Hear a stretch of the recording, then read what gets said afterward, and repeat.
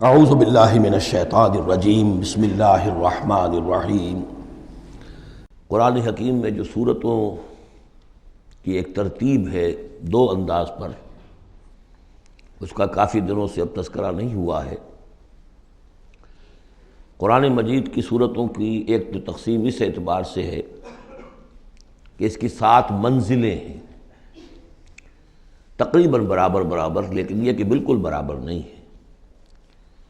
اور اس میں پیش نظر یہ تھا کہ جو شخص ایک ہفتے میں قرآن مجید ختم کرنا چاہے، اور صحابہ میں سے بہت سو حضرات کا یہ معمول تھا کہ رات کی نماز میں نوافل میں وہ اتنا قرآن پڑھتے تھے کہ ایک ہفتے میں ختم قرآن ہو جاتا تھا۔ اس کے لیے ضرورت تھی کہ منزلیں معین کر دی جائیں، تقریباً مساوی ہوں۔ اس میں حسن یہ بھی ہے کہ کوئی صورت تقسیم نہیں ہوتی، پوری کی پوری صورتیں اس میں شامل ہیں، پاروں والا حساب اس میں نہیں ہے۔ لیکن ترتیب کے اندر حسن ترتیب یہ ہے کہ سورہ فاتحہ کو اگر علیحدہ کر دیں، جو پورے قرآن حکیم کے لیے بمنزلہ ایک مقدمے کے ہے، دیباچے کے ہے، اور یہ کہ اپنی جگہ پر سورہ ہجر کی ایک آیت کی روح سے خود ایک قرآن ہے، تو اس کے بعد پہلی منزل میں 3 صورتیں ہیں، دوسری میں 5، تیسری میں 7، چوتھی میں 9، پانچویں میں 11، چھٹی میں 13، اور پھر حزب مفصل کہلاتا ہے، اس میں 65 صورتیں ہیں۔ وہ بھی ملٹیپل ہے 13 کا، 13 کو 5 سے ضرب دیں گے 65 بن جائے گا۔ تو ایک عددی جو ہے نسبت اس میں ہے، ایک سیڑھی بن رہی ہے۔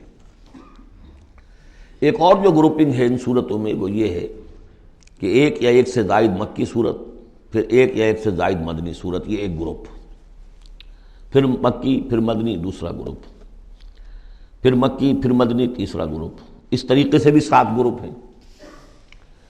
یہ گروپ جو ہیں اس سے پہلے ایک جگہ پر یکجا ہو گئے تھے، دوسرا گروپ بھی ختم ہو گیا تھا سورہ توبہ پر، اور دوسری منزل بھی ختم ہو گئی تھی سورہ توبہ پر۔ تو میں نے آپ کو بتایا تھا کہ قران السعدین ہو گیا، یہاں پر 2 سعید چیزیں جمع ہو گئیں۔ قرآن حکیم کی صورتوں کی 2 منزلیں بھی ختم ہوئی سورہ توبہ پر، اور سورہ یونس سے تیسری منزل کا آغاز ہوا، اور مکی مدنی صورتوں کے گروپوں کا بھی جو دوسرا گروپ ہے وہ ختم ہو گیا سورہ توبہ پر، اور سورہ یونس سے تیسرے کا آغاز ہوا۔ وہی قران السعدین یہاں بھی ہو رہا ہے۔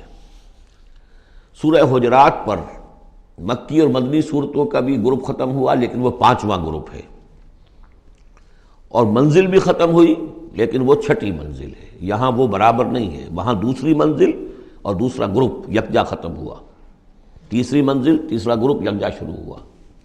یہاں سورہ قاف سے آگے یہ ایک منزل ہے، اس کو حزب مفصل کہتے ہیں، اور دوسری یہ کہ یہیں سے 6ٹھی جو گروپنگ ہے مکی اور مدنی صورتوں کی وہ شروع ہو رہی ہے سورہ قاف سے۔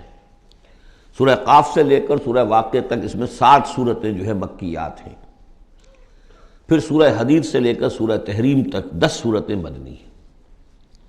اور یہ اس اعتبار سے بھی ایک عجیب حسن ہے اس میں کہ جیسے پہلے گروپ میں مکی صورت صرف سورہ فاتحہ ہے، اور مدنی صورتیں 6.25 پارے پر پھیلی ہوئی، سورہ بقرہ، سورہ آل عمران، سورہ نساء، سورہ مائدہ۔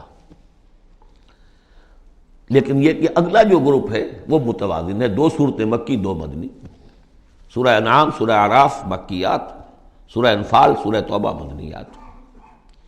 ادھر بھی یہ ہے کہ جب آپ آخر سے چلیں گے تو جو آخری گروپ ہے 7واں گروپ، وہ بالکل برعکس ہے پہلے گروپ کے، کہ تقریباً سارا کا سارا مکی صورتوں پر مشتمل ہے۔ مدنی صورتیں 2 تو وہ ہیں جو بالاتفاق مدنی ہیں، آخر بمعوذتین، باقی کے بارے میں اختلاف ہے، وہ میں بعد میں عرض کروں گا، لیکن بہت کم ہے۔ لیکن ادھر سے جب ہم چل کے آتے ہیں ادھر، گویا کہ جو 6ٹھا گروپ ہے وہ متوازن ہے، تقریباً 1.25 پارہ جو ہے اور 1 پارہ یہ بنتا ہے سورہ قاف سے لے کر اور سورہ واقعہ تک، اور ذرا سا 1 پارے سے زائد جو ہے وہ سورہ حدید سے لے کر اور سورہ تحریم تک، یہ بھی متوازن ہے۔ پھر خاص طور پر اس میں جو یہ مکی صورتیں ہیں، سورہ قاف سے سورہ واقعہ، سورہ قاف، سورہ زاریات، سورۃ الطور، سورۃ النجم، سورۃ القمر، سورۃ الرحمن، سورۃ الواقعہ، یہ ایک اعتبار سے قرآن حکیم کا حسین ترین حصہ ہے، یعنی عربی ادب کے اعتبار سے صوتی آہنگ کے اعتبار سے، ڈیوائن میوزک جسے میں کہتا ہوں، قرآن کا ڈیوائن میوزک، چھوٹی چھوٹی آیتیں، ردم ہے اور فلو ہے تیز، الفاظ کے اندر بھی ایسا معلوم ہوتا ہے جیسے نگینے جڑ دیے گئے ہوں۔ چنانچہ انہی میں سے ایک صورت وہ ہے سورۃ الرحمن، جس کے بارے میں حضور نے فرمایا سورۃ الرحمن عروس القرآن، یہ قرآن مجید کی دلہن ہے۔ تو یہ صورتیں جو ہے اس اعتبار سے، یہ قرآن مجید میں ادبیت کے اعتبار سے، فصاحت و بلاغت کے اعتبار سے یہ چوٹی پر ہے۔ ان میں سورہ قاف تو بڑی جامع ہے اور بہت منفرد صورت ہے اپنے مزاج کی، جیسا کہ میں عرض کرتا رہا ہوں آپ سے، بعض صورتیں منفرد ہیں، باقی 6 جو ہیں وہ 3 جوڑوں کی شکل میں وہ نمایاں ہوتا چلا جائے گا، کہ جیسے سورہ زاریات اور سورۃ الطور ایک جوڑا ہے، پھر سورۃ النجم اور سورۃ القمر، ستارہ اور چاند، ان کا جو آپس میں ربط ہوتا ہے وہ سب کو معلوم ہے، یہ ایک صورت، یہ ایک جوڑا ہے۔ پھر سورۃ الرحمن، سورۃ الواقعہ، یہ ایک جوڑا ہے۔ آج ہماری کوشش یہ ہوگی کہ یہ 7 کی 7 صورتیں جو ہیں ان کا ہم ترجمہ کر لیں۔ اب بسم اللہ کیجئے۔ یہ آپ کو معلوم ہے کہ یہ جو اب جو 2 گروپس آ رہے ہیں مکی صورتوں کے، بار بار کہہ چکا ہوں کہ ان کا زمانہ نزول ابتدائی 4 سال، یہاں سے جو لے کر آخر تک جو صورتیں ہیں، یہ ابتدائی جو 4 سال ہیں حضور کے قیام مکہ کے، اس میں نازل ہوئی۔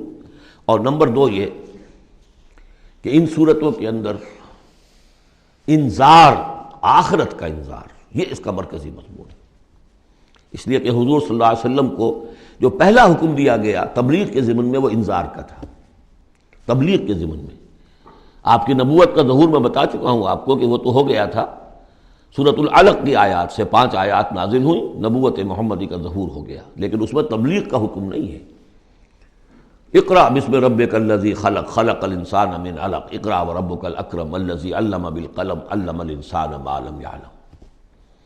لیکن یہ کہ جب سورۃ المدثر کی آیات نازل ہوئی، شروع کی 7، اور ان میں سب سے پہلی کیا ہے، یا ایھا المدثر قم فانذر، اے لحاف میں لپٹ کر لیٹنے والے صلی اللہ علیہ وسلم اب کھڑے ہو جاؤ، کمر کس لو اور خبردار کرو۔ یہ خبردار کرنا کس بات کا ہے کہ تم یہ نہ سمجھو کہ زندگی بس یہی زندگی ہے، کھاؤ پیو عیش کرو بس بات ختم ہو گئی، کوئی پوچھ گچھ نہیں، کوئی محاسبہ نہیں، کوئی دوبارہ جی اٹھنا نہیں۔ تمہیں ایک خالق اور مالک نے پیدا کیا ہے، اسی نے اس کائنات کو بنایا ہے، یہ کائنات بھی دائمی نہیں ہے، اسے بھی ایک وقت میں ختم ہونا ہے، اور تمہیں معلوم ہے کہ تمہاری زندگی تو دائمی ہے ہی نہیں، تمہیں ایک وقت میں مرنا ہے۔ لیکن یہ کہ مرنے کے بعد پھر تمام انسانوں کو دوبارہ زندہ کیا جائے گا، اور پھر ان کا حساب کتاب ہوگا، جواب دہی ہوگی۔ You will have to face the grand accountability of the day of judgment، جواب دہی کرنی ہوگی، حساب کتاب ہوگا اعمال کا، اور اس کا پھر جزا و سزا کے فیصلے ہوں گے۔ یہ ہے انذار۔